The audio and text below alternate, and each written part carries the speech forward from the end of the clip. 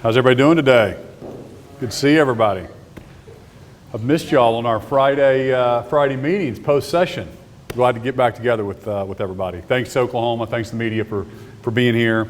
Well, we're here to discuss, obviously, the tribal compacts that the legislature is coming back in tomorrow. First, I wanted to give everybody an update on the storm damage and kind of the progress that's been made over the last few days there in the Tulsa, northeast Oklahoma area. So I was up there in Tulsa, Broken Arrow today, stopped by their command centers, went to Broken Arrow first, then went to Tulsa, and then met with the CEO and went with PSO and actually into some neighborhoods and watched what they've done. So right now the crews, we're down to 35,000, maybe a little bit under. We're going to get an update here right about 3 o'clock. I didn't get it before I came in, but about 35,000 Oklahomans are still without power, and so we're trying to get that restored as quick as possible. And I know how difficult that is when we don't have power in our homes, and so we're working like crazy to get that done. And it's down from 350,000 outages statewide at the actual peak. But there was about 500 poles that went down. It was the equivalent of probably an F1 or F2 type tornado with a 118 mile an hour wind. So extensive damage over in the northeast part of the state. 136 transformers. But the good news is we have 3,500 workers, and people came in from all over the country to help. So we have 3,500 people on the ground right now helping. And to go through a timeline, so last Thursday, through our DPS commission authority, we waived kind of the weight size requirements to start locating trucks and make sure that we can get all the equipment in as we saw the storms approaching. So we did that last Thursday. And then on Monday, we found out one of the generators couldn't come on at Magellan, one of the gas plants. And so we had Steve McQueen, our Secretary of Energy and Environment, work with DEQ, and we got that waived so they could get that fired up. To waive some federal and some state requirements to get that going. And then on Tuesday, Mark Gower's just done a great job, our emergency management folks working with the local people. Broken Arrow did a great job as well.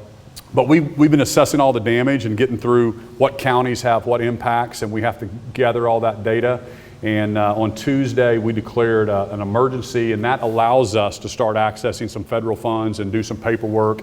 That kind of is a tail on the project that allows some of the local municipalities to recover some money as well, and potentially even some homeowners that if they didn't have homeowners insurance would be able to recover some funds. So that's all paperwork, and so we're working on it. We're actually looking at 10 more counties that may qualify as well for a disaster declaration.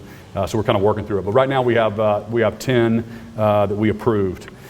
So the next thing I wanted to move to is tribal compacts, and this is something that I think is really important, and I want Oklahomans to understand the issue at hand. And I vetoed this tribal compact, and I want to explain why I did that and what it means.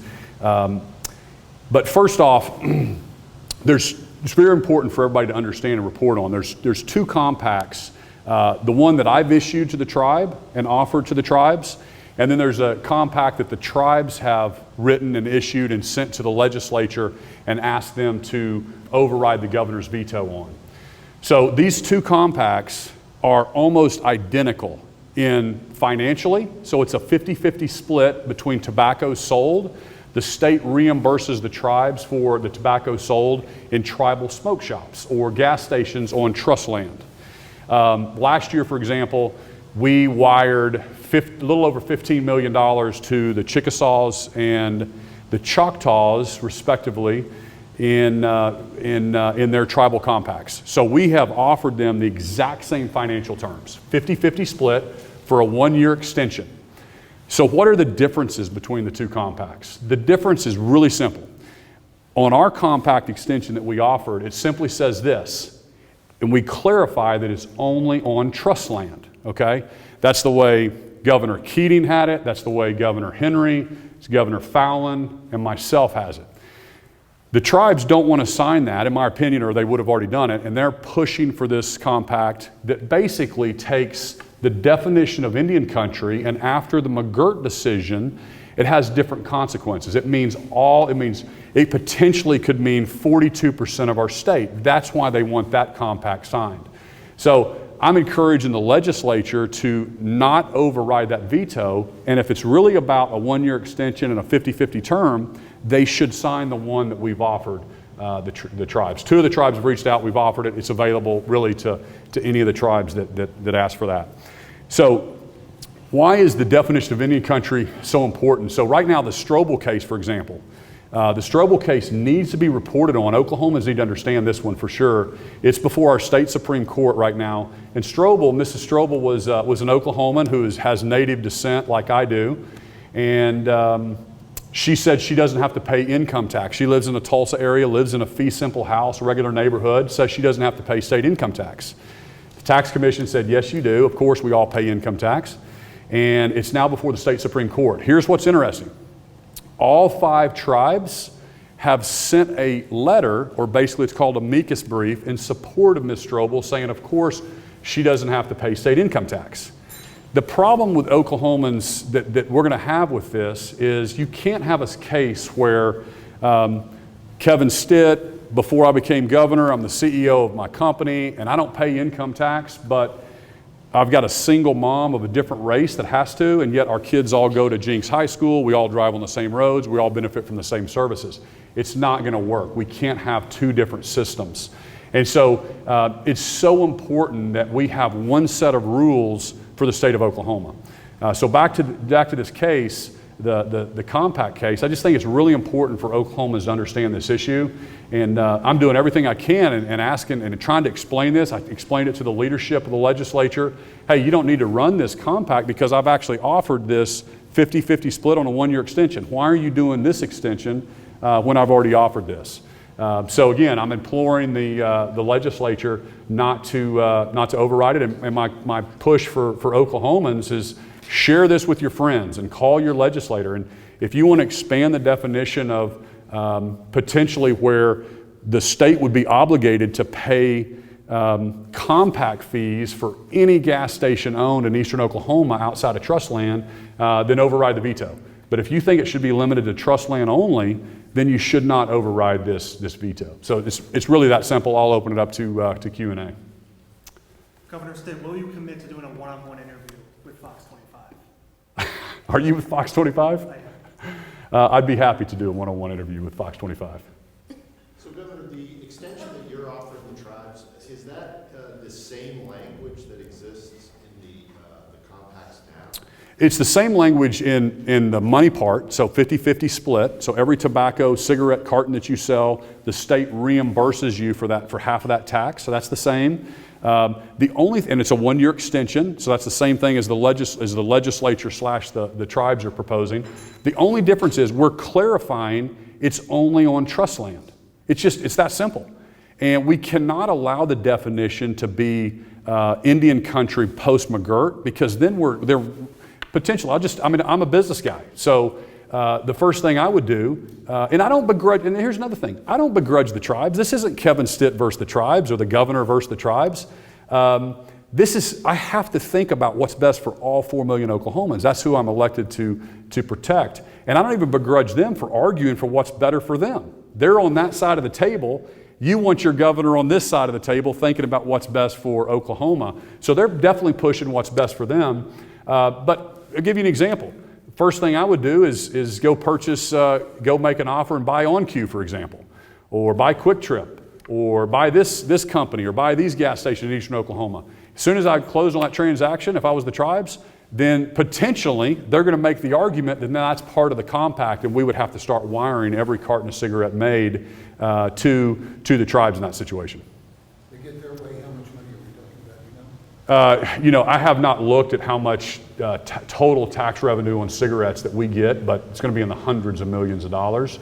And that's another good point. I mean, it's a zero-sum game at the end of the day. The legislature then would either have to cut. I mean, you can't have a whole group of people getting off the tax rolls and not paying taxes and then just thinking that the services are going to be the same for that part of the state.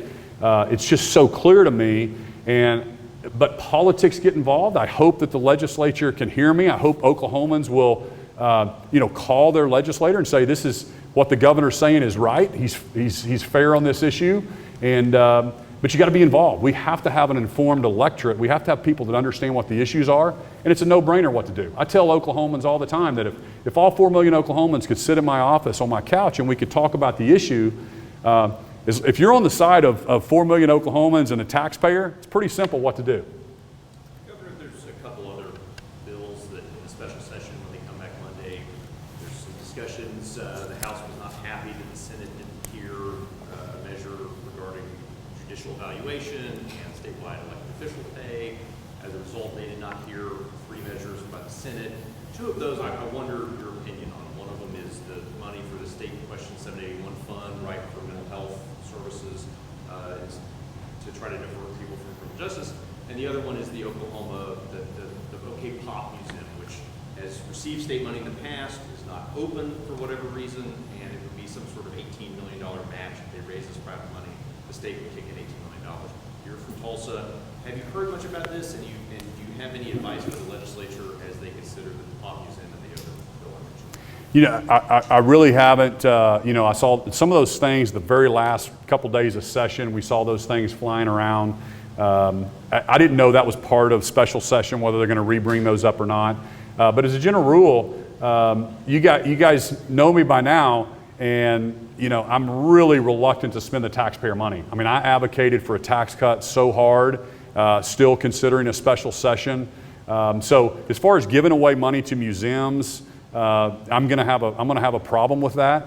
The legislature gave $5 million away to another private museum this year, and so all that stuff just adds up, and then we couldn't get a tax cut. So very frustrating. I know Oklahomans are hurting with inflation, and we throw around $18 million like it's $18, and it feels like in this building sometimes. But these are real dollars that need to go back to the consumer, to the taxpayer, and because they're hurting as well. Cherokee Nation just put out a tweet saying Governor Stitt wasn't here to help Oklahomans in need after severe storms, but rushed back to destroy tribal sovereignty. So what are your thoughts on that? Again, I mean, everything I said is true. I'm only going to speak the facts. Oklahomans can see it. Again, they're going to try to attack me and say that I don't like them. That's nothing to be further from the truth. As a member of the Cherokees, all my cousins rodeo in the Indian Rodeo Association, and that's a cool part about Oklahoma. But we're all Oklahomans. And do we want to divide our state based on race or based on this or this county? It's not fair. The Hooper case, I just want to bring up this real quick. Hooper case is before the 10th Circuit. Hooper was a gentleman driving through Tulsa, and Hooper got a speeding ticket. And Hooper was part of a tribe, and so he said, I don't have to pay that speeding ticket. City of Tulsa, this isn't Kevin Stitt. City of Tulsa said, of course you have to pay the speeding ticket. Everybody has to follow the laws in the city of Tulsa. Well, again, all 5 tribes have sent a amicus brief, which is a support letter to the court at the 10th Circuit telling the court, of course Hopper doesn't have to follow municipal guidelines in the state of Oklahoma. I don't know what that has to do with me growing up a Cherokee and becoming governor of Oklahoma. We want everybody to be successful. I just don't believe in saying that this group doesn't have to play by the same set of rules as everybody else. So again, very, very simple, has nothing against sovereignty, that we've all been working together for, since 1907. Let's keep working together, but let's not have one set of rules that favors one group over another. Last question. Yes, sir. Governor Antony, in the session before Congress in the hearing, 17 or 16, I'm not sure, said there were no reservations in Oklahoma. And then in the aftermath of the bird, I think he was the 3rd or 4th tribal leader to shift on the issue and say, well, yeah, there's reservations. I realize the definition of reservation and the definition of Indian is John Paul. I wonder why he changed his mind. In your opinion, number 1 and number 2, if the Supreme Court can shift as much as it already has on the bird, what do you think might come next? Yeah, it's a great question. I mean, the short answer is the reason he switched is because he won a great court case and he knew there was a benefit there. But yes, since 1907, we've all understood. I mean, we grew up in Oklahoma history in Oklahoma that the great thing about Oklahoma is we didn't have reservations. We all worked together. We allotted out land 160 acres at a time at statehood. And that land has been bought and sold, and Tulsa springs up, and we all go to the same schools. We don't have a separate reservation or land held in reserve just by the tribes like they do in New Mexico or the Navajo reservation. And thank goodness, the poverty in some of those areas compared to Oklahoma, it's night and day. The education system is night and day compared to where we're at, compared to what a true reservation is in South Dakota. South Dakota, 93% of the people that live on reservation are in poverty, okay, compared to the state of Oklahoma. So again, I don't know why they're saying that. McGirt started as a defense attorney case that ran up to the Supreme Court that said that they were never disestablished. But to your point, the court also said on Castro that yes, the state still has jurisdiction. Indian land may be located in the state, but the state law still preempts everything. Okay, so that's what the Castro case said, and that's very important. It was a huge win at the U.S. Supreme Court when the court basically reversed a little bit of the McGirt decision and said state law is still dominant, even though you might have Indian tribes within your state. So go back and read the Castro case as well. So again, did your office notify Senator Treat he was acting governor during the storms? No. So we talked to Lieutenant Governor Pinnell. We talked to Pinnell, and again, I'm governor. When I'm out of town, I'm governor. When I'm in town, I'm governor.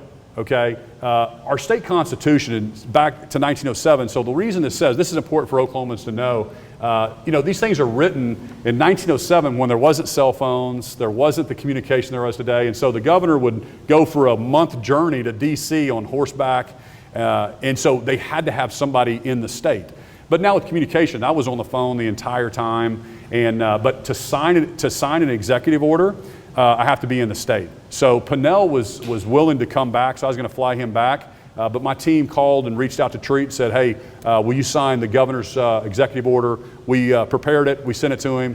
Thank goodness he signed it. Otherwise, Pinnell was coming back that night, and then I was going to be coming in the next day. I tried to get my flight switched up, but we had a great show. Again, supporting Tinker, had a great meeting with Boeing. They're going to continue to bring more engineering jobs to Oklahoma City. And so those trips are set up, years in advance. And so it just always happens that the governor goes out of town and something happens. And so we spent a lot of time on the phone with the PSO CEO and all the different folks, making sure they had all the resources that they needed. But again, thank you all so much for reporting on us.